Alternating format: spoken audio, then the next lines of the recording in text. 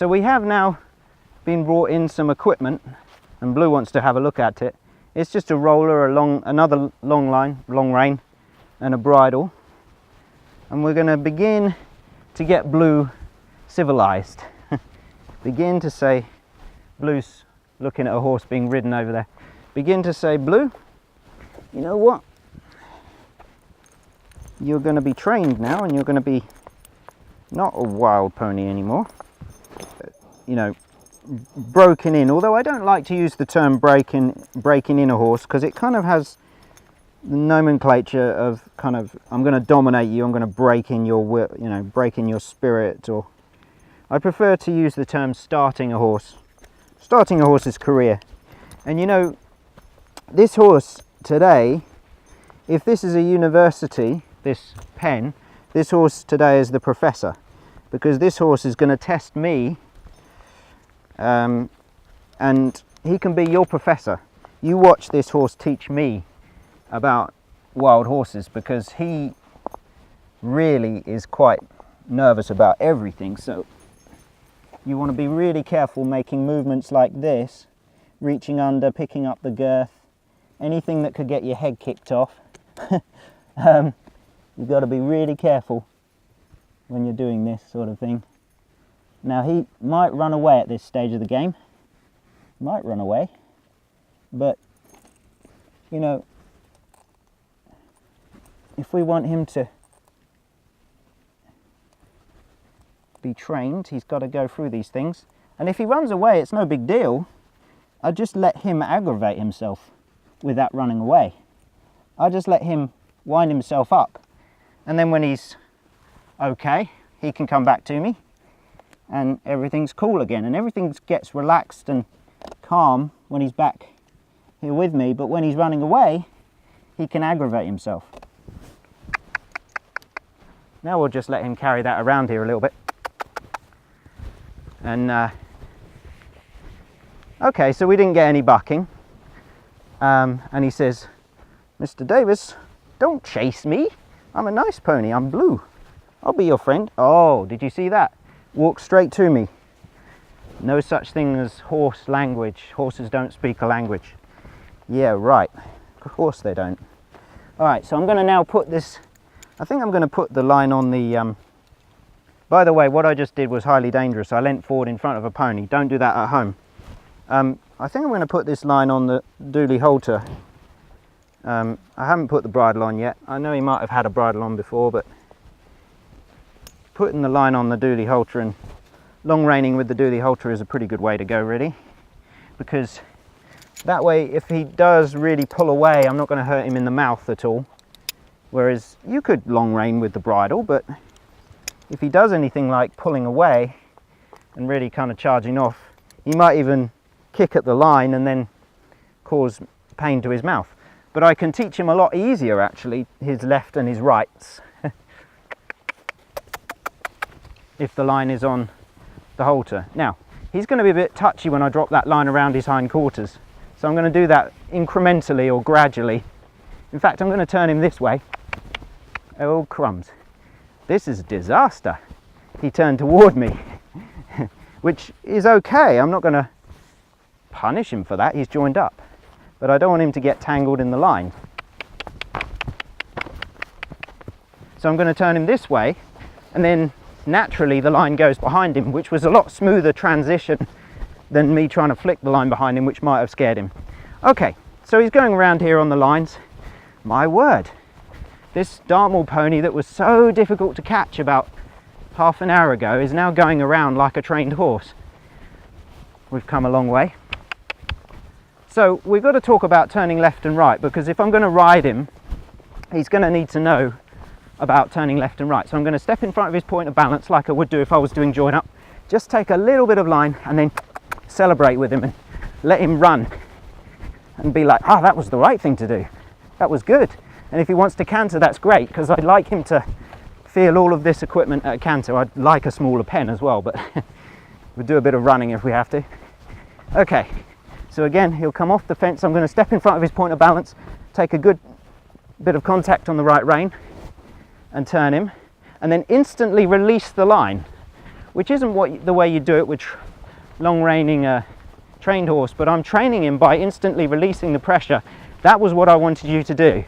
I wanted you to turn, so I'm rewarding you. We'll just let him go around here and just settle a little bit, and then I'm going to try it again on the left. Second time on the left. So I'm going to take some line, he's going to do a dropping. Take some line, don't pull on my lines. He likes the camera. Oh, and send him this way. Instantly releasing the line. It's going pretty well.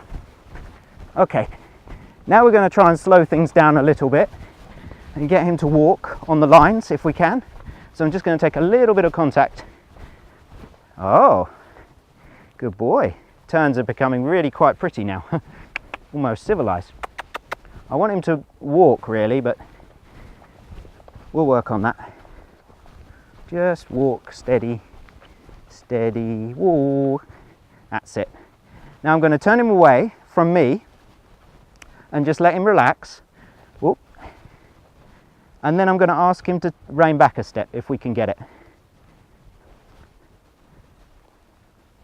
And then I'm just going to drop the lines and walk to his head. He's trying really hard to control himself right now, but he doesn't want me to catch him. This isn't a disaster, you know, if they do this. But I find it a lot safer than trying to coil up the lines as you approach. Because what can happen then is they think you're sending them away. Whereas just dropping the lines, everything relaxing, and I can use join up, don't forget, to catch this horse. Anyway, no, I've never ever hurt a horse or had a horse tangle in the lines.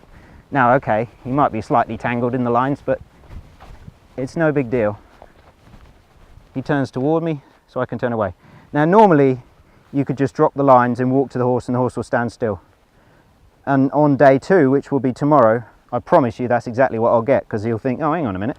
You drop the lines, I can relax. Everything's fine. So that's cool.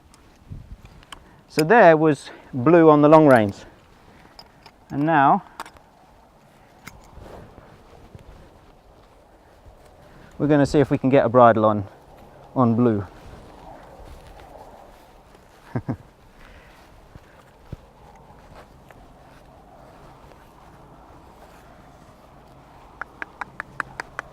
Okay.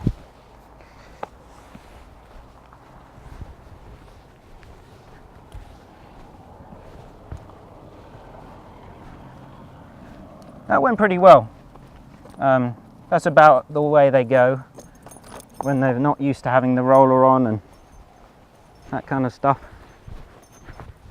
So I'm going to put a bridle on Blue now because, as I say, he's got to learn to be civilized. Now, kids are trained to put the reins over the horse's neck and then put the bridle on, but I'm not going to do that. I'm not going to put the reins over this horse's neck, this pony's neck. And the reason being is if I were to put the reins over his neck right now, he could get away from me if he wanted to run away. And then he's got this tied around his neck, and then he could get a front foot caught in it, and it could be really, really nasty. So I'm going to undo the reins and leave them open at the bottom, but not put them over the neck until this bridle's on. The reason I'm leaving them open at the bottom, again, if I get the bridle on and then he runs away, he could get tangled in that. So we leave them open at the bottom. Now this is just a really simple bridle arrangement. I haven't got a noseband on here because he's got a dually halter on him. That's a good boy. That's a good boy. Now I've left it quite wide at the top so I can get it over his ears comfortably. And then once it's on, we could tighten it, but he's a good boy.